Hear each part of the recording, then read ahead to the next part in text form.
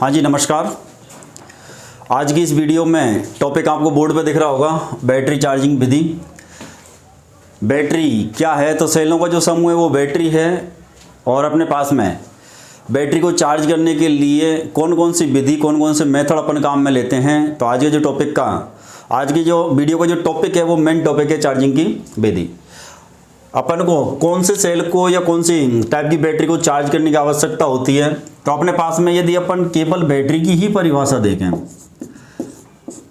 Battery की परिभाषा देखें तो बैटरी की परिभाषा तो केवल ये कह रही है अपन को सेलों का समूह। इसमें अपन के ये कहीं क्लियर नहीं है भाई प्राइमरी सेल है या सेकेंडरी सेल है, लेकिन अधिकतर समूह में जो काम आती हैं वो सेकेंडरी सेल आते हैं। लेकिन बैटरी की जो परिभाषा है ये अपने पास में सेलों का समूह, ये कहलाता है अपन का बैटरी। तो बैटरी की परिभाषा बहुत ही सबसे छोटी परिभाषा शायद ये ही है आपकी इलेक्ट्रिकल थ्योरी के अंदर, कि सेलों का समूह कहलाता है तो उसको अपन बोलते हैं बैटरी। और बैटरी को अपन कितने तरीके से चार्ज कर सकते हैं या उसकी चार्जिंग की विधि या चार्जिंग के मेथड कौन कौन से हैं उसके ऊपर अपन चर्चा करेंगे। तो अपन के पास में चार्जिंग की जो विधि है मुख्य रूप से अपने पास चार हैं। एक तो अपने पास स्थिर धारा विधि है, दूसरी विधि अपने पास में स्थिर वोल्टेज विधि,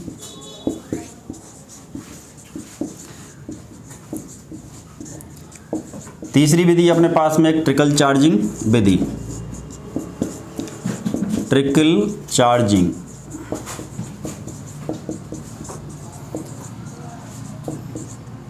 चौथी जो विधि है वो है अपन की बैटरी चार्जर विधि।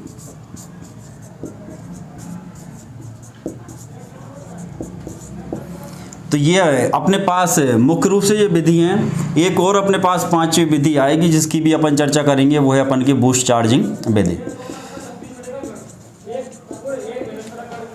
चलो अपन यदि किताबी भाषा की चर्चा करें तो किताबों में आपको ये चार विधियाँ मिलेंगी, पांचवी एक और विधि है बूस्ट चार्जिंग विधि, उसकी चर्चा अपन इसी वीडियो में करेंगे। तो सबसे पहले तो अपने पास में पहला जो क्वेश्चन है वो यही है कि भाई चार्जिंग की जो विधि हैं वो कौन कौन सी हैं। तो चार्जिंग की जो विधि हैं वो चार हैं। पहली स्थिर धारा विधि, दूसरी स्थिर वोल्टेज विधि, तीसरा ट्रिकल चार्जिंग विधि और चौथा बैटरी चार्जर विधि। ऑप्शन में बूस्ट चार्जिंग मिले तो ये भी एक चार्जिंग की विधि है। तो अब अपन चर्चा करें भाई अपने पास में स्थिर धारा विधि की। पहली अपन विधि ले लेते हैं जिसकी अपन को डिटेल से चर्चा करनी है। और पहली विधि अपन के पास में स्थिर धारा विधि। नाम से ही जाहिर हो रहा है यहाँ पे कि यहाँ पर धारा का मान कैसा है, स्थिर है। तो चार्जिंग की इस विधि में धारा का मान कैसा रखा जाएगा, स्थिर। तो ये क्वेश्चन तो अपना बिल्कुल नाम से ही निकल के आ रहा है, इसमें कोई दिमाग लगाने की जरूरत नहीं है। क्वेश्चन आ जाए भाई चार्जिंग की किस विधि में धारा का मान स्थिर रखा जाता है, तो वो है अपन की स्थिर धारा विधि। ऐसी एक दूसरी विधि है जहाँ से भी एक क्वेश्चन तैयार हो जाएगा, स्थिर वोल्टेज विधि।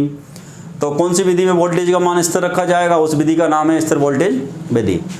अब अपने पास में स्थिर धारा विधि का अपन ने इधर एक डायग्राम भी पहले ही बना लिया ताकि थोड़ी टाइम की बचत हो जाए और आपके लिए वीडियो ज़्यादा लंबी नहीं बने।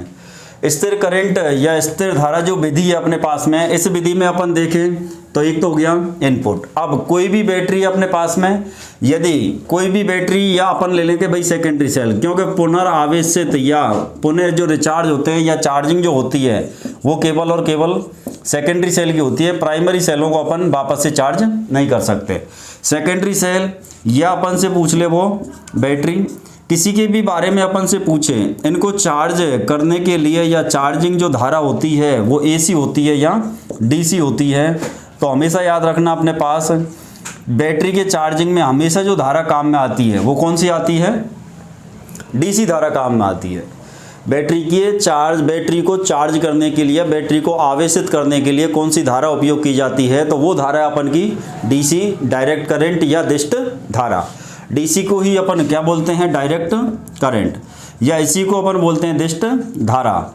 तो अपने पास में नाम कुछ भी आ सकता है, शॉर्ट में डीसी आ सकता है या पूरा नाम डायरेक्ट करंट, या हिंदी में नाम दे सकते हैं वो दिष्ट धारा। एसी से कभी भी बैटरी या सेकेंडरी सेल कोई सा भी कभी चार्ज नहीं होता है। जिस जगह अपने पास केवल एसी है तो पहले एसी को कन्वर्ट किया जाएगा, बदला जाएगा किसमें, डीसी में, और बैटरी को चार्ज करने के लिए अपन को फिर डीसी की पूर्ति हो पाएगी। एसी से कभी बैटरी चार्ज नहीं होगी। तो अपन पहली यदि विधि की चर्चा करें तो पहली विधि में यदि अपन क्वेश्चन देखें तो अपने पास में क्वेश्चन आएगा भाई कौन सी विधि में धारा का मान स्थिर रखा जाता है। तो कौन सी विधि है, तो नाम में ही अपन को जाहिर हो जाएगा, कहीं भी अपन को भटकने की जरूरत नहीं पड़ेगी। तो कौन सी विधि में धारा का मान स्थिर रखा जाता है, तो आंसर लगेगा अपन का स्थिर धारा विधि। सबसे सिंपल क्वेश्चन जिसके लिए अपन को कहीं दिमाग लगाने की आवश्यकता नहीं है। दूसरा अपने पास में स्थिर धारा जो विधि है, इसमें अपन के पास में इनपुट वोल्टेज का मान कितना रखेंगे, तो इनपुट वोल्टेज का मान आपको सामने डायग्राम में भी दिख रहा है। तो इनपुट वोल्टेज का मान 110 वोल्ट डीसी होगा या फिर 220 वोल्ट डीसी रखा जाता है। स्थिर धारा जो विधि है, इसमें बैटरी की चार्जिंग के लिए इनपुट वोल्टेज का जो मान रखा जाता है वो 110 वोल्ट डीसी या 220 वोल्ट डीसी रखा जाता है। अब इसमें अपने पास में अगला क्वेश्चन आएगा, भाई स्थिर धारा जो विधि है, इसी को अपन बोलते हैं कांस्टेंट करंट मेथड, स्थिर धारा विधि। स्थिर धारा विधि में स्टार्टिंग धारा भी अपने पास में स्टार्टिंग जो करंट है, स्टार्टिंग करंट या अपन बोलेंगे प्रारंभिक धारा का मान, जब बैटरी को अपन चार्ज करते हैं तो स्टार्टिंग करंट या प्रारंभिक धारा का मान कितना रखा जाता है, कितना रखा जाता है। तो बैटरी में अपन अभी टॉपिक पढ़ेंगे बैटरी की क्षमता। तो बैटरी की जो क्षमता होती है उसको अपन किस में नापते हैं, AH में या एम्पियर हावर में। तो बैटरी में अपने पास में एक होती है AH क्षमता, एम्पियर हावर क्षमता या एम्पियर घंटा। अपने पास में बैटरी की स्टार्टिंग धारा का जो मान रखा जाता है वो बैटरी की AH क्षमता, बैटरी की AH क्षमता का 10वां भाग।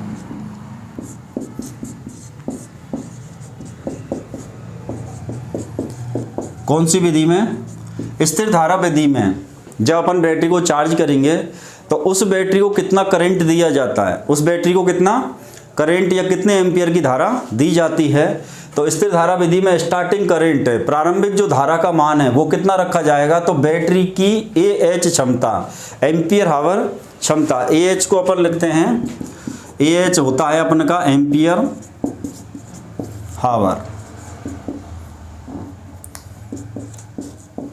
एम्पियर हावर क्षमता जो होती है। माना कि अपने पास में किसी बैटरी की एम्पियर हावर क्षमता 100 AH है, माना किसी बैटरी की एम्पियर हावर जो क्षमता है वो 100 AH है। अब अपने पास में उस 100 AH क्षमता वाली जो बैटरी है, उस बैटरी को स्टार्टिंग करंट का मान कितना दिया जाएगा स्थिर धारा विधि से चार्ज करते समय। क्वेश्चन आता है अपने पास में किसी बैटरी को स्थिर धारा विधि द्वारा चार्ज किया जा रहा है और यदि उसकी AH क्षमता 100 एम्पियर है तो स्टार्टिंग करंट का मान कितना होगा। तो हमेशा याद रखना, स्थिर धारा विधि के द्वारा बैटरी को चार्ज करते समय स्टार्टिंग करंट या आरंभिक जो धारा रखी जाएगी, स्टार्टिंग के समय जो धारा का मान, भाई उसको कितने एम्पियर की धारा दी जाए, स्टार्टिंग करंट का जो मान आएगा वो बैटरी की क्षमता का 10वां भाग। तो यदि अपन देखें तो 100 का 10वां भाग कितना होगा, तो अपन 100 का 10वां भाग 1/10 भाग जो रखेंगे, तो इसका मतलब बैटरी को स्टार्टिंग करंट का जो मान दिया जाएगा वो कितने दिया जाएगा, वो है 10 एम्पियर। 100 का 1/10 बराबर 10 एम्पियर।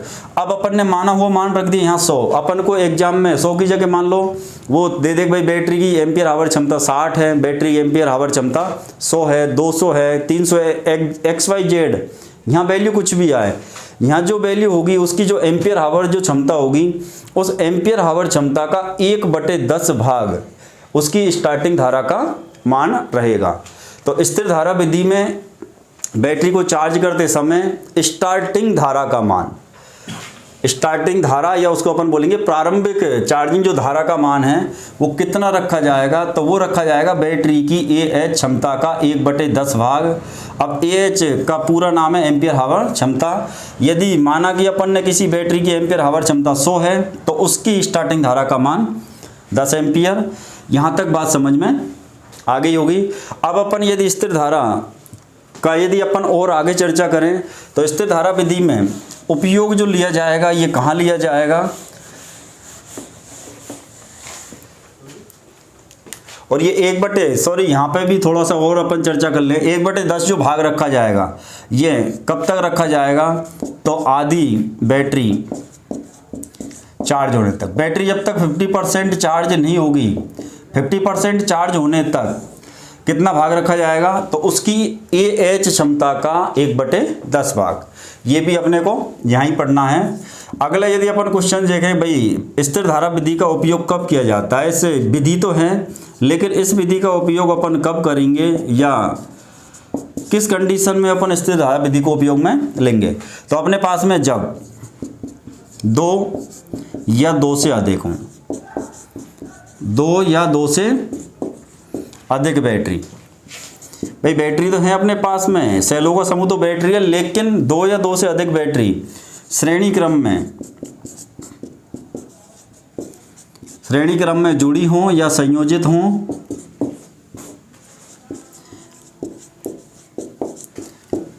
संयोजित है और उनको एक साथ चार्ज करना है, उनको एक साथ चार्ज करना है या एक साथ आवेशन या एक साथ आवेशित करना है। तो अपने पास में अगला जो क्वेश्चन यही आएगा, भाई स्थिर धारा विधि का जो उपयोग है वो कहाँ किया जाता है। तो अपन आंसर देंगे जब 2 या 2 से अधिक बैटरी, जब 2 या 2 से अधिक बैटरी कौन से संयोजन में हो, श्रेणी क्रम में संयोजित हैं, श्रेणी क्रम में जुड़ी हुई हैं, तो उनको एक साथ आवेशित, मतलब श्रेणी क्रम में मान लो 2 बैटरी जुड़ी हुई हैं, श्रेणी क्रम में 2 बैटरी जुड़ी हुई है। मान लो अपने पास में एक बैटरी ये है, दूसरी बैटरी अपने पास ये है। तो अब अपने पास में ये 2 बैटरी होगी। यदि अपन को इनको एक साथ दोनों बैटरियों को चार्ज करना है, दोनों बैटरियों को एक साथ चार्ज करना है, तो अपन कौन सी विधि के द्वारा चार्ज करेंगे।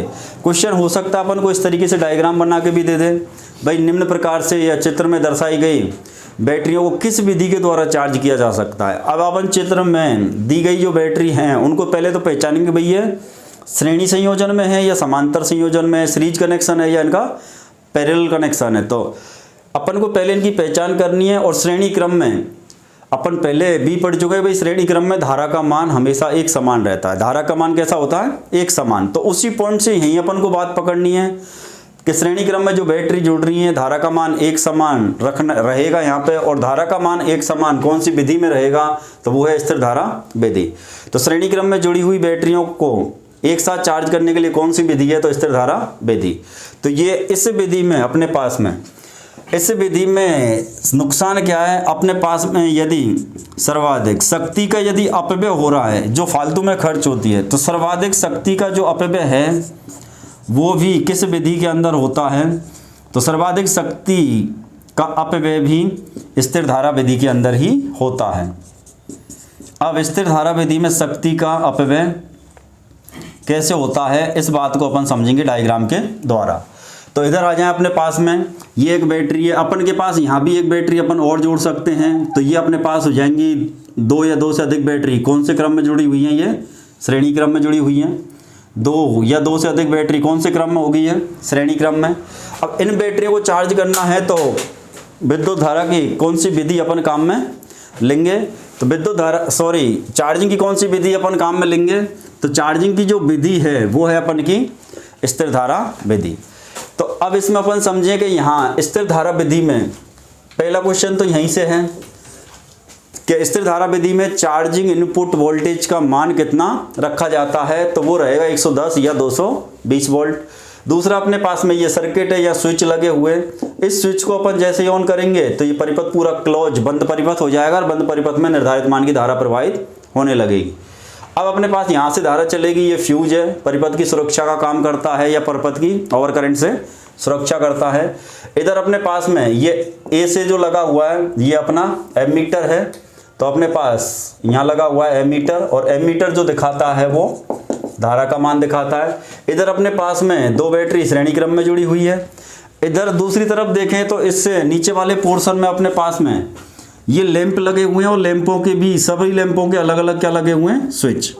तो अपने पास में दूसरा जो क्वेश्चन आएगा, भाई बैटरी कौन से क्रम में जुड़ी होती हैं, श्रेणी क्रम में, कौन सी विधि में, स्थिर धारा विधि में।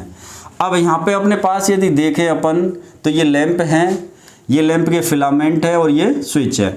अब शक्ति का अपव्यय क्यों होगा, मान लो अपने पास यहाँ से 110 वोल्ट इनपुट दिया, तो अब पूरे 110 वोल्ट को ये बैटरी अपने वोल्टेज जो ड्रॉप करेगी, ये दोनों बैटरी मिलके नहीं कर पाएगी भाई। ये अपनी क्षमता के हिसाब से वोल्टेज ड्रॉप करेंगे, लेकिन अपने पास में यहाँ समांतर क्रम में लगा दिए, ये दोनों जो वोल्टेज ड्रॉप है, जितना वोल्टेज ड्रॉप ये दोनों कर देंगे, पहली बैटरी और दूसरी बैटरी। बाकी के जो बचे हुए वोल्टेज हैं, यदि इनको अपन नहीं लगाते, यहाँ से अपन सीधा एक तार अपन यदि यूँ जोड़ दें, इनको यदि अपन हटा दें, तो 110 के 10 वोल्टेज ड्रॉप किसको करने पड़ेंगे? दोनों बैटरियों को। लेकिन बैटरी के लिए अपन इतना वोल्टेज नहीं दे सकते, बैटरी की क्षमता के हिसाब से निर्धारित मान का ही वोल्टेज दिया जाएगा। अब अपने पास बचे हुए वोल्टेज को कहाँ काम में लेना है, तो उस बचे हुए वोल्टेज को यहाँ ड्रॉप किया जाता है और उसके लिए लैंप अलग से एक्स्ट्रा लैंप लगाए जाते हैं इस विधि में। अब अपन के पास में स्टार्टिंग धारा अपन ने पढ़ी है भाई, स्टार्टिंग धारा का जो मान रखा जाता है वो उसकी एम्पियर हावर क्षमता का 1/10 भाग रखा जाता है। अब अपन को स्टार्टिंग में जितने, अब 110 वोल्टेज तो दिए नहीं, स्टार्टिंग में अपन को धारा का मान कम रखना है, ज़्यादा रखना है, तो 1/10 रखना है। तो अपन के पास में यहाँ पे ये स्विच हैं, यदि सारे स्विच अपन ऑन कर दें, सारे स्विच अपन ऑन कर दें, तो ये सारे बल्ब या लैंप कोई के जो रेजिस्टेंस है वो सब समांतर में आ जाएंगे, और समांतर क्रम में रेजिस्टेंस का मान, समांतर क्रम में प्रतिरोध का जो मान होता है वो सबसे कम मान वाले प्रतिरोधक के मान से भी कम होता है, सबसे कम मान वाले प्रतिरोधक के मान से भी कम होगा। यदि अपन यहाँ पे केवल एक को ही लगाएंगे तो प्रतिरोध कम मिलेगा, अपन को एक को ही लगाएंगे तो प्रतिरोध कम मिलेगा। यदि सारे स्विच ऑन कर देंगे तो इन सभी लैंपों से अपने पास में धारा प्रवाहित होगी, सभी लैंपों के फिलामेंट के अंदर प्रतिरोध है, तो ये सभी लैंप जो चारों लैंप हैं तो ये मिलकर के शक्ति की क्या करेंगे? खपत। और ये जो शक्ति की खपत लैंपों के द्वारा हो रही है, शक्ति की जो खपत लैंपों के द्वारा हो रही है वो अपने कहीं भी उपयोग में नहीं आ रही, वो शक्ति का अपव्यय है। और सर्वाधिक शक्ति का जो अपव्यय है वो स्थिर करंट विधि या स्थिर धारा विधि या कांस्टेंट करंट मेथड के अंदर ही होता है। तो अब अपने पास में ये पहला चार्जिंग की विधि अपनी क्लियर हो गई है। चलो, तो इस विधि में यदि अब किसी का कोई डाउट या क्वेश्चन रह गया हो, किसी भी, इससे मैं वीडियो की नहीं कर रहा, आप आके किसी भी, आप कोई भी टॉपिक पढ़ रहे हो उसमें आपको लगे कि भाई यहाँ पे हमारा कोई डाउट रह गया है, तो आप उसका डाउट का या क्वेश्चन का जो विवरण है आप कमेंट सेक्शन में डाल दें, या तो आपको आंसर कमेंट सेक्शन में ही मिल जाएंगे, या फिर हम आपको अलग से एक उस टॉपिक की और वीडियो बना देंगे भाई इसमें आपको डाउट है तो उसका पूरा डाउट क्लियर कर दिया जाएगा। तो ये अपने पास में एक विधि पूरी कंप्लीट। अब अगली जो विधि अपने पास में है उस विधि का नाम है अपने पास में स्थिर वोल्टेज विधि। स्थिर वोल्टेज विधि। अब स्थिर वोल्टेज विधि में नाम में ही जाहिर हो रहा है भाई स्थिर वोल्टेज विधि। कौन सी राशि का मान स्थिर होगा, तो इसके लिए अपन को कहीं पढ़ने की जरूरत नहीं, समझने की भी जरूरत नहीं है, नाम में ही लिखा हुआ है भाई स्थिर वोल्टेज विधि में कौन सी राशि का मान स्थिर होता है। तो नाम में ही लिखा हुआ है अपने पास में वोल्टेज का मान। वोल्टेज का मान कैसा होगा? स्थिर रहेगा। अब अपने पास में यहां पे अपन देखें भाई स्रोत वोल्टेज कितना होना चाहिए, तो चार्जिंग विधि कोई सी भी हो, चार्जिंग विधि कोई भी रहे, चार्जिंग विधि अपने पास में कोई भी काम में लें, ये हमेशा ध्यान रखना स्रोत वोल्टेज का मान हमेशा बैटरी की वोल्टेज से अधिक रहेगा। अपन किसी भी बैटरी को चार्ज कर रहे हैं, उसको अपन जिस स्रोत से चार्ज करना चाह रहे हैं, चाहे वो डायनामो है या फिर दूसरी बैटरी है अपने पास में या डीसी जनरेटर है, हमेशा ध्यान रखना कि जिस स्रोत से अपन बैटरी को चार्ज कर रहे हैं उस स्रोत के वोल्टेज का मान उस बैटरी की वोल्टेज के मान से हमेशा अधिक होता है। तो अपने पास में मैं यहाँ भी लिख देता हूँ भाई स्रोत वोल्टेज। अब इस विधि में स्थिर वोल्टेज विधि में स्रोत वोल्टेज का जो मान है ये बैटरी की वोल्टेज से, बैटरी की वोल्टेज से, बैटरी भी अपने आप में एक स्रोत ही है लेकिन ये वो बैटरी जिसको अपन चार्ज कर रहे हैं, बैटरी की वोल्टेज से कुछ ही अधिक रखा जाएगा, कुछ ही अधिक। मतलब अपने पास में हो सकता है 2 से 5 वोल्ट अधिक रखा जाए। जैसे कोई बैटरी अपने पास में 12 वोल्ट की बैटरी है, बैटरी की जो वोल्टेज है वो 12 वोल्ट है। इस बैटरी को यदि अपन को चार्ज करना है तो जो अपने पास में चार्ज करने के लिए जो स्रोत है उस स्रोत को वोल्टेज का मान या तो 15 वोल्ट होना चाहिए या फिर उसका 18 वोल्ट, कुछ वोल्ट ज़्यादा होना चाहिए। मान लो अपने पास में कोई 24 वोल्ट की एक बैटरी है, उसको चार्ज करना है तो उसके वोल्टेज का मान कुछ अधिक होना चाहिए, मतलब 2 वोल्ट ज़्यादा हो, 3 वोल्ट ज़्यादा हो, 5 वोल्ट ज़्यादा हो। अपने पास में इस विधि का क्वेश्चन अगला जो आएगा भाई उपयोग। अलग अलग विधि बनी है तो उनके पीछे कोई ना कोई रीजन है। एक में धारा का मान स्थिर रखा जा रहा था, एक में वोल्टेज का मान स्थिर रखा जाता। स्थिर धारा विधि के अंदर बैटरी कौन से क्रम में जुड़ी हुई थी जिनको अपन स्थिर धारा विधि द्वारा चार्ज कर रहे थे, तो वो बैटरी जुड़ी हुई थी श्रेणी क्रम में, सीरीज कनेक्शन था। अब स्थिर वोल्टेज तो श्रेणी और समानांतर रेजिस्टेंस का आप पढ़ चुके हैं, अपन वहाँ भी पढ़े थे कि भाई श्रेणी क्रम में धारा का मान एक समान होता है, समानांतर क्रम में वोल्टेज का मान एक समान होता है। अब तो सीधा उसी पॉइंट को यहाँ लागू कर दो, समांतर क्रम में वोल्टेज का मान एक समान होता है, लेकिन यहाँ थोड़ी बात अलग लिख रही है, स्थिर रखना अपन को। एक समान के मतलब है वहाँ सबको समान मिलेंगी, लेकिन उसी चीज़ को यहाँ जोड़ के देखें तो स्थिर वोल्टेज विधि का उपयोग कहाँ किया जाएगा, जब 2 या 2 से अधिक, जब 2 या 2 से अधिक बैटरी समानांतर संयोजन में हों। समानांतर को अपन बोलते हैं पैरेलल। तो समानांतर संयोजन में यदि बैटरी जुड़ रही है, क्वेश्चन देखो उल्टा भी आ सकता है। क्वेश्चन यहाँ से आ जाए, जब 2 या 2 से अधिक बैटरी समानांतर संयोजन में हैं तो फिर किस विधि के द्वारा चार्ज किया जाएंगे। हो सकता है अपन से विधि का नाम पूछ लिया जाए, तो वो विधि अपन की स्थिर वोल्टेज विधि। तो याद रखना, स्थिर धारा विधि का उपयोग जब किया जाएगा जब बैटरी श्रेणी क्रम में जुड़ी हों, और स्थिर वोल्टेज विधि का उपयोग जब किया जाएगा जब बैटरी समानांतर क्रम में जुड़ी हों। तो दोनों एक दूसरे के क्या हो गई, विपरीत हो गई। तो अब अपने पास में एक दूसरे के विपरीत है दोनों विधि।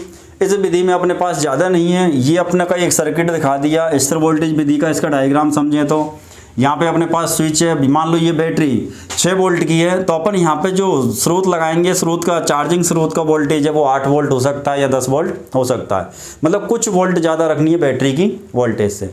ये एमीटर लगा हुआ है और ये जिस मान की धारा से बैटरी चार्ज हो रही है उसको दिखाता रहेगा भाई बैटरी चार्जिंग धारा इतनी ले रही है। दूसरा अपने पास में यहाँ पे एक रियोस्टेट है। रियोस्टेट आप रेजिस्टेंस वाले टॉपिक में पढ़ चुके हैं, रियोस्टेट कौन है। तो रियोस्टेट एक प्रतिरोधक है, लेकिन ये कैसा प्रतिरोधक है, तो अपने पास में प्रतिरोधक 2 प्रकार के होते हैं, एक नियत मान वाले प्रतिरोधक फिक्स वैल्यू वाले, दूसरे परिवर्ती मान वाले प्रतिरोधक। और रियोस्टेट जो है ये अपना परिवर्ती मान प्रतिरोधक है, वेरिएबल वैल्यू रजिस्टर। तो अपने पास में एक वेरिएबल वैल्यू रजिस्टर भी इसके अंदर लगा हुआ है। अब इसको क्यों लगाया गया है, तो अपन को यदि वोल्टेज का मान कम ज़्यादा करना पड़े या धारा का मान भी कम ज़्यादा करना पड़े तो वो अपन किसके द्वारा कर सकते हैं, रियोस्टेट के द्वारा। तो वेरिएबल वैल्यू जो रजिस्टर लगा हुआ है इसके अंदर, इसका कार्य यही है। तो अपने पास में इस विधि में अपन कब काम में लेंगे, जब 2 या 2 से अधिक बैटरी समानांतर में। तो अपन इसके समानांतर में एक बैटरी और जोड़ सकते हैं, इसके समानांतर में एक बैटरी और जोड़ सकते हैं। तो अब यदि बैटरी का डायग्राम इस तरीके से आ जाएगी, बैटरी समानांतर क्रम में जुड़ी हुई हैं और एक साथ चार्ज करनी है। अब वो जुड़ी हुई हैं तो एक ही साथ चार्ज होंगी, चाहे वो श्रेणी में जुड़े या समानांतर में। और समानांतर क्रम में जुड़ी हुई बैटरियों को एक साथ चार्ज करना है तो किस विधि द्वारा चार्ज किया जाएगा, उस विधि का नाम है स्थिर वोल्टेज विधि। चलो अगला अपने पास में तीसरी जो विधि की चर्चा करते हैं। तो तीसरी जो विधि है अपने पास में, इस विधि में नाम में अपन पढ़ रहे हैं ट्रिकल चार्जिंग विधि। अब ट्रिकल चार्जिंग विधि का उपयोग कहाँ किया जाता है और इस विधि के अंदर क्या विशेषताएं होती हैं, अब अपन इनकी चर्चा करेंगे। तो तीसरी जो विधि है ये है अपन की ट्रिकल चार्जिंग विधि। कई बार अपने पास में ट्रिकल की जगह ट्रिकल भी लिखा आ जाता है, तो यहाँ कंफ्यूज मत होना, ट्रिकल और ट्रिकल। तीसरी जो विधि है वो है अपन की ट्रिकल चार्जिंग विधि। अब ट्रिकल चार्जिंग विधि है क्या, ट्रिकल चार्जिंग विधि है क्या, तो अपन वापस से एक बार स्थिर धारा विधि की चर्चा करें तो यहाँ धारा का मान स्थिर रखा जाता है, स्थिर वोल्टेज में वोल्टेज का मान स्थिर रखा जाता है। अब स्थिर धारा विधि का उपयोग कब किया जाता है? जब दो या दो से अधिक बैटरी कौन से संयोजन में हो? श्रेणी क्रम में। स्थिर वोल्टेज विधि का उपयोग जब किया जाता है जब दो या दो से अधिक बैटरी समानांतर संयोजन में हो। अब ट्रिकल चार्जिंग विधि का उपयोग कब किया जाएगा? तो ट्रिकल चार्जिंग विधि में ध्यान रखना, एक बार में एक ही बैटरी चार्ज होती है, एक बार में केवल एक ही बैटरी चार्ज होती है। तो अब अपने पास कौन सी विधि है जिसमें एक बार में एक ही बैटरी चार्ज होती है? तो वो विधि अपन की ट्रिकल चार्जिंग विधि। स्थिर वोल्टेज और स्थिर धारा विधि का उपयोग जब किया जाएगा जब दो या फिर दो से अधिक होंगी, चाहे वो श्रेणी में हो या समांतर में हो, लेकिन एक बार में एक ही बैटरी को चार्जिंग करना है। तो एक बार एक बैटरी को चार्जिंग करने के लिए कौन सी विधि है? तो वो है ट्रिकल चार्जिंग विधि। अब और इसका विशेष जो उपयोग है वो केवल एक ही कंडीशन में है, इसका उपयोग है सल्फेशन दोष। तो अपने पास में इससे पहले अपन दोष पढ़ चुके हैं, वहाँ एक दोष आया था सल्फेशन दोष। सल्फेशन दोष युक्त बैटरी को चार्ज करने के लिए या आवेशित करने के लिए। तो ट्रिकल चार्जिंग विधि का उपयोग कहाँ किया जाता है? तो पहली बात तो ये क्वेश्चन अलग है, ये बिल्कुल अलग है। केवल एक ही बैटरी चार्ज होती है, वो कौन सी विधि है? तो वो विधि अपन की ट्रिकल चार्जिंग। या ट्रिकल चार्जिंग विधि में एक बार या एक साथ कितनी बैटरी को चार्ज कर सकते हैं एक चार्जर से? तो वहाँ पे केवल एक स्रोत से एक बार में एक ही बैटरी चार्ज होती है। उपयोग कब किया जाता है इस विधि का? श्रेणी में, समांतर में या मिश्रित संयोजन में? तो ये ध्यान रखना है, इसका उपयोग कब किया जाएगा? जब सल्फेशन दोष युक्त बैटरी को चार्ज करना पड़े। अब सल्फेशन दोष युक्त बैटरी को बोला जाता है मृत बैटरी, या अपन बोलेंगे मृत अवस्था में। मृत अवस्था में गई हुई बैटरी को पुनर्जीवित करना है। मृत अवस्था में गई हुई बैटरी को, जो डेड अवस्था में डेड पोजीशन में चलेगी, बैटरी को पुनर्जीवित करने के लिए कौन सी विधि उपयोग में ली जाती है? बहुत इंपॉर्टेंट क्वेश्चन है, ये ध्यान रखना ट्रिकल चार्जिंग विधि का। तो मृत अवस्था में गई हुई बैटरी को पुनर्जीवित करने के लिए या मृत बैटरी को पुनर्जीवित करने के लिए, क्वेश्चन की भाषा में थोड़ा चेंज भी हो सकते हैं लेकिन बात अपन को समझ में आनी चाहिए। तो मृत बैटरी को पुनर्जीवित करने के लिए कौन सी विधि है? तो वो विधि है ट्रिकल चार्जिंग विधि। अब इस विधि के अंदर भी ये ध्यान रखना भाई धारा का मान कैसा रखा जाएगा? तो अपने पास में निम्न मान की धारा रखी जाती है। धारा का मान कैसा रखा जाता है? निम्न मान। अब निम्न मान में भी यदि अपन से और पूछे तो उसकी जो निर्धारित मान की धारा है, मान लो कोई बैटरी अपनी 2 एम्पीयर से चार्ज होती है, कोई बैटरी 4 एम्पीयर से भी चार्ज होती है। निर्धारित अपने पास जो चार्जिंग धारा है, ट्रिकल चार्जिंग विधि में धारा का मान निम्न रखा जाता है, लेकिन कितना रखा जाएगा ये भी अपन को क्लियर करना है। तो निर्धारित चार्जिंग धारा का 1/10वां भाग, 1/10वां भाग कौन सी विधि में? ट्रिकल चार्जिंग विधि में कि एक बार में केवल एक बैटरी चार्ज होगी। उपयोग कहाँ ली जाएगी? तो सल्फेशन दोष युक्त बैटरी को चार्ज करने के लिए, या अपन कह सकते हैं मृत बैटरी को पुनर्जीवित करने के लिए, क्योंकि सल्फेशन दोष युक्त बैटरी को ही मृत बैटरी कहा जाता है। मृत बैटरी कोई अलग से स्पेशल बैटरी नहीं है, कोई भी बैटरी है यदि वो सल्फेशन दोष से युक्त हो गई है तो उसी बैटरी को मृत बैटरी बोलते हैं। उस बैटरी को पुनर्जीवित करना है तो विधि काम में आती है ट्रिकल चार्जिंग विधि। दूसरा अपने पास है ट्रिकल चार्जिंग विधि में धारा का मान उच्च रखा जाएगा या निम्न रखा जाएगा। तो धारा का मान जो मान होता है वो निम्न, बहुत कम धारा काम में ली जाती है और समय कम समय में हो जाएगी या अधिक समय में, तो यहाँ अधिक समय होता है, मतलब निम्न मान की धारा अधिक समय तक दी जाती है। कौन सी विधि में? ट्रिकल चार्जिंग विधि में।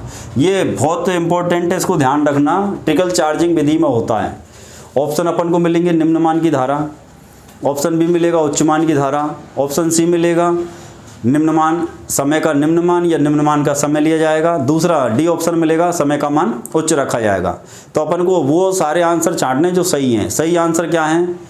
धारा का मान तो होगा निम्न, तो निम्न धारा और अधिक समय कौन सी विधि में उपयोग लिया जाता है, तो वो विधि है अपन की ट्रिकल चार्जिंग विधि। तो ये धारा का मान निम्न होगा और समय का मान अधिक। समय का अधिक का मतलब बैटरी 1 दिन या 2 दिन 4 दिन या पूरे सप्ताह तक या एक सप्ताह से ज़्यादा भी बैटरी को चार्जिंग में लगाना पड़ सकता है, क्योंकि वो बैटरी मृत है और उसको पुनर्जीवित करना है। जब तक बैटरी वापस से पूरी चार्ज नहीं हो जाती है तब तक वो ट्रिकल चार्जिंग में रहेगी। ऐसे मान लो कि ये बैटरी मृतप्राय होगी, अब ये आईसीयू में चलेगी, बेहोश हो गई ये बैटरी, बेहोश हो गई मतलब काम की तो है लेकिन होश में आने के बाद कुछ काम कर पाएगी है। अब उसको जो आदमी बेहोश हो गया उसको कब तक आईसीयू में रखने के लिए अपन चाहेंगे भाई आदमी आईसीयू में रहे, तो जब तक वो पूरा होश में नहीं आ जाता वो अपना काम स्टार्ट नहीं कर देता। तो बैटरी को कब तक ट्रिकल चार्जिंग से चार्ज करेंगे, तो मृतप्राय बैटरी जब वापस से पूरी आवेशित नहीं हो जाएगी जब तक उसको अपन ट्रिकल चार्जिंग विधि से चार्ज करते रहेंगे। तो ये सारे क्वेश्चन हो गए, एक बार में एक ही बैटरी चार्ज होगी। उपयोग किसके लिए, सल्फेशन दोषयुक्त बैटरी को चार्ज करने के लिए। सल्फेशन दोषयुक्त बैटरी क्या कहलाएगी, मृत बैटरी। मृत अवस्था से पुनर्जीवित करने की विधि ट्रिकल चार्जिंग विधि। ट्रिकल चार्जिंग विधि में धारा का मान निम्न और समय का मान अधिक रखा जाता है। तो निम्न मान की धारा और उच्च मान का समय कौन सी विधि में रहेगा, तो वो है ट्रिकल चार्जिंग विधि। ट्रिकल चार्जिंग विधि में धारा का मान निर्धारित चार्जिंग धारा से होता है। तो निर्धारित चार्जिंग धारा का 1/10 भाग रहेगा। कौन सी विधि में, ट्रिकल चार्जिंग विधि में। तो ये आपकी 3 विधि चार्जिंग की कंप्लीट हो चुकी हैं। चौथी जो विधि है ये है अपन की बैटरी चार्जर विधि। चौथी जो है वो अपन की ये है बैटरी चार्जर विधि। तो बैटरी तो अपनी बैटरी है, चार्जर से कोई है जो चार्जर के बारे में नहीं जानता हो, सभी के घर में सबके पास हो सकता है, किसी के पास एक से ज़्यादा 2-2 3-3 4-4 भी हों, चार्जर सबके पास है। और अपन चार्जर घर में काम में लेते हैं, चार्जर अपन घर में काम में लेते हैं। घर में जो सप्लाई आती है वो डीसी आती है या एसी आती है। तो घरेलू जो सप्लाई है वो एसी है, अल्टरनेटिव करंट है, प्रत्यावर्ती धारा है। तो एक पॉइंट तो ये यहाँ से इन विधि में और इन 3 विधि में क्या अंतर आएगा, सबसे पहले तो ये चीज़ अपन क्लियर करें। तो अपने पास में यहाँ जो विधि अपने पास में, इनमें अपने पास में स्रोत जो होते हैं वो डीसी के काम में लिए जाते हैं। अब अपने पास तीनों विधि में स्रोत काम में ले सकते हैं ये, और स्पेशली यदि इन 2 विधि की पूछे तो यहाँ स्रोत अपने पास किसका होगा, डीसी का। अब अपने पास में बैटरी चार्जर विधि है। बैटरी जो चार्जर विधि है इस विधि में स्रोत डीसी का न होकर के इस विधि का उपयोग वहाँ किया जाता है जहाँ अपने पास डीसी का कोई स्रोत नहीं है, ना अपने पास कोई बड़ी बैटरी है, ना अपने पास डायनेमो है, ना ही आपके पास डीसी जनरेटर है। भाई डीसी के जो स्रोत है वो है कौन, डीसी के जो स्रोत हैं वो अपने पास में कौन है, तो एक तो डायनेमो होता है। डायनेमो क्या है, तो छोटे आकार का जनरेटर है। दूसरा अपने पास में जिस बैटरी को अपन चार्ज कर रहे हैं उससे अधिक क्षमता की बैटरी भी अपन चार्जिंग के काम में ले सकते हैं। जैसे आजकल अपन पावर बैंक काम में लेते हैं, तो पावर बैंक के अंदर क्या होता है, अपनी बैटरी की जितनी वोल्टेज होती है उससे ज़्यादा वोल्टेज पावर बैंक में होते हैं। बैटरी की जो क्षमता होती है उससे ज़्यादा का क्षमता का पावर बैंक होता है, तो ही बैटरी चार्ज होगी, नहीं तो बैटरी चार्ज नहीं होगी। तो अपने पास में डीसी का स्रोत बैटरी भी है और एक होता है डीसी जनरेटर, एक होता है डीसी जनरेटर। तो ये अपने पास में हुए डीसी के स्रोत। अब बैटरी चार्जर विधि का उपयोग वहाँ किया जाएगा जहाँ आपके पास में डीसी का कोई स्रोत नहीं है, लेकिन विद्युत का स्रोत तो है, लेकिन वो डीसी का न होकर के किसका स्रोत है, एसी का। तो अपन बैटरी चार्जर विधि क्या है, तो अपने पास में इस विधि में अपने पास है, पहला तो इसका उपयोग अपन कहाँ करेंगे और कब करेंगे। तो इसका उपयोग जब किया जाता है जब अपने पास में एसी स्रोत है, एसी स्रोत उपलब्ध होने पर। डीसी स्रोत नहीं है, एसी स्रोत उपलब्ध होने पर कौन सी चार्जिंग की विधि को अपन काम में लेंगे, तो वो विधि अपन की बैटरी चार्जर विधि। अब अपने पास में घरेलू जो सप्लाई है तो वो तो 230 वोल्ट एसी है। भाई घरेलू जो सप्लाई है वो तो 230 वोल्ट एसी है, जबकि बैटरी जब भी चार्ज होगी तो वो डीसी से ही होगी। बैटरी का अपन से कभी भी इनपुट पूछा जाए तो डीसी है, और बैटरी का आउटपुट पूछा जाए तो वो भी डीसी है। तो बैटरी के इनपुट और आउटपुट, इनपुट का मतलब चार्जिंग के समय कौन सी धारा दी जाएगी, तो वो प्रत्यावर्ती धारा है, दिष्ट धारा, और बैटरी जब डिस्चार्ज होगी आउटपुट में कौन सी धारा देगी, तो वो भी दिष्ट धारा, डीसी है, डायरेक्ट करंट है। तो बैटरी का इनपुट और आउटपुट दोनों ही क्या होते हैं, बैटरी का इनपुट लिख देता हूं मैं, बैटरी का इनपुट और बैटरी का आउटपुट दोनों ही डीसी होते हैं। ये हमेशा ध्यान रखना, ये दोनों ही कैसे होंगे, डीसी होंगे, डायरेक्ट करंट होंगे, दिष्ट धारा ही होती है बैटरी का इनपुट और आउटपुट। चलो टॉपिक को आगे बढ़ाएं। तो उपयोग कहाँ करेंगे, बैटरी चार्जर विधि का, जहाँ एसी स्रोत उपलब्ध होने पर। अब एसी का जो स्रोत है घरों के अंदर, ये सिंगल फेज जो सप्लाई है ये कितने वोल्ट की है, 230 वोल्ट की है। अब 230 वोल्ट यहाँ तो एसी है, लेकिन अपन को तो चार्जिंग के लिए तो कौन सी चाहिए, डीसी। तो अपन को सबसे पहले एसी को डीसी में बदलना पड़ेगा, और एसी को डीसी में बदलने का काम कौन करता है, तो वो युक्ति है अपना रेक्टिफायर। एसी को डीसी में बदलने वाली जो युक्ति है वो कौन है, रेक्टिफायर। यह रेक्टिफायर को ही बोला जाता है, निम्मी बोल सकते हैं, लेकिन ये हिंदी होता है जो निम्मी है। तो दिष्ट धारा या डीसी को दिष्ट धारा और रेक्टिफायर को बोलते हैं दिष्टकारी। तो एसी को डीसी में, एसी को डीसी में बदलना है, तो एसी को डीसी में, टाइपिंग मिस्टेक, चलो एसी को डीसी में बदलना है तो किसको काम में लिया जाएगा, दिष्टकारी या रेक्टिफायर को। अब अपने पास में यहाँ कौन सा रेक्टिफायर है, तो अभी रेक्टिफायर अपन इलेक्ट्रॉनिक्स वाले टॉपिक में जाके पढ़ेंगे। यहाँ जो रेक्टिफायर काम में आता है बैटरियों की चार्जिंग में, वो होता है मेटल रेक्टिफायर।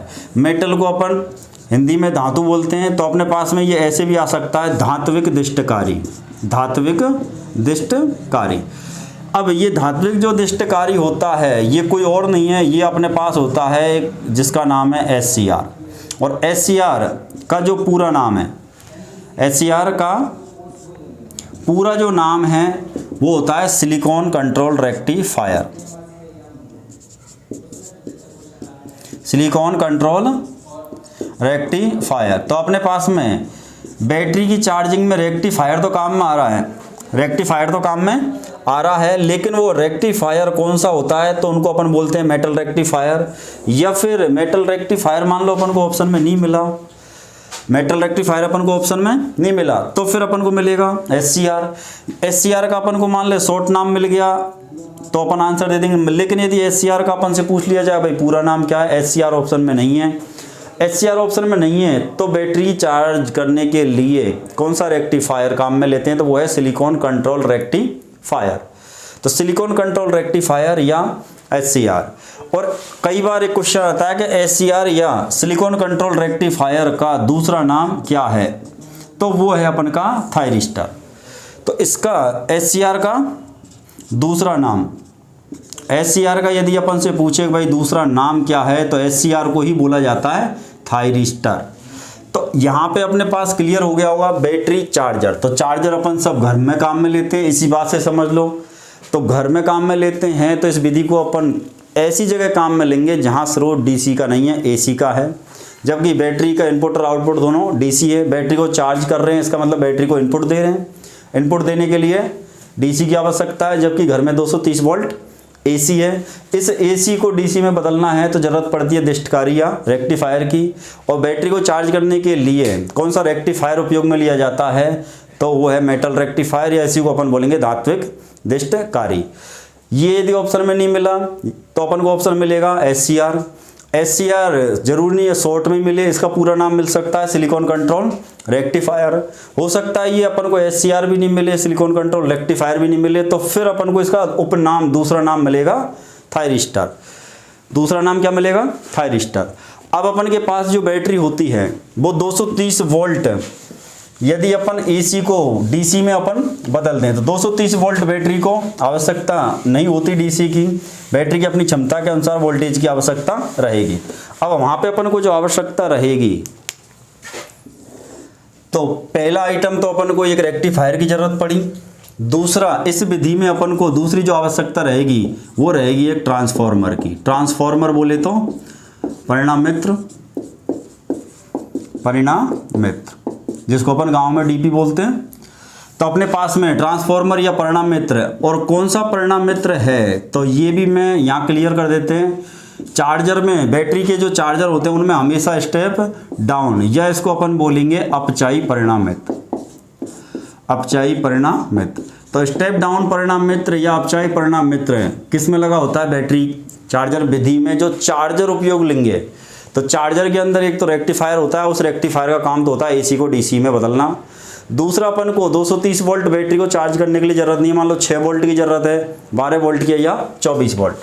अब अपन को 230 वोल्ट एसी की सप्लाई थी, अपने पास में रेक्टिफायर लगा, तो वो ये रेक्टिफायर एसी को किस में बदलेगा? डीसी में। लेकिन अपन को पूरी 230 वोल्ट एसी की डीसी नहीं बनानी, अपन को भाई जितना डीसी वोल्टेज चाहिए पूरा 230 वोल्ट जो एसी है उसको डीसी नहीं बनाना। इस 230 वोल्ट में से अपन को ज़रूरत पड़ेगी तो या तो 6 वोल्ट की पड़ेगी या 12 वोल्ट की पड़ेगी, या अपन को 24 वोल्ट डीसी की आवश्यकता पड़ती है।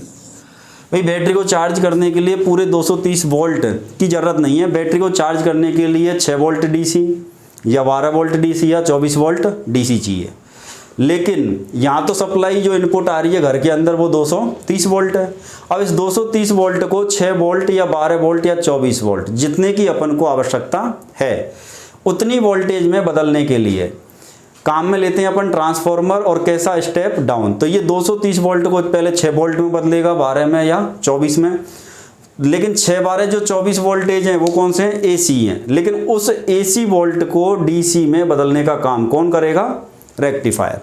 तो अब अपन को जो रेक्टिफायर से जो आउटपुट मिलेगा वो अपन को 6 12 या 24 वोल्ट किसका मिलेगा? डीसी का। तो यदि अपन को ये क्वेश्चन आए कि भाई बैटरी चार्जर विधि में चार्जर का आउटपुट कितना होता है, चार्जर का आउटपुट या चार्जर का इनपुट भी अपन से पूछ सकता है।